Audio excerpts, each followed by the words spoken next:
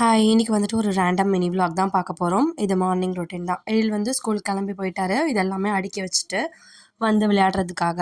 So, இன்னைக்கு வந்து ஹஸ்பண்டோட லஞ்சுக்கு ரசமும், ஆம்லெட்டும் வந்து போட்டு குடுத்து அனுப்பிச்சுட்டேன்.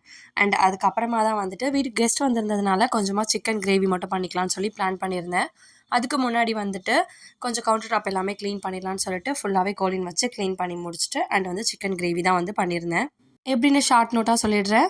பட்டை, கிராம்பு, கருவேப்பிலலாம் தாளிச்சுட்டு, வெங்காயம், இஞ்சி பூண்டு பேஸ்ட் நல்லா வதக்கிட்டு, கொஞ்சமா வந்து தக்காளி சேர்த்துட்டு, நல்லா வதங்குனோனே சிக்கன் சேர்த்து, மிளகாத்தூள் சேர்த்து, கொஞ்சமா வந்து ஒரு கைப்பிடி அளவுக்கு தண்ணி தெளிச்சு, மூடி வச்சு நல்லா வந்து வதக்கி எடுத்துட்டோம் அப்படின்னா, சூப்பரா வந்து சிக்கன் கிரேவி ரெடி ஆயிடும்.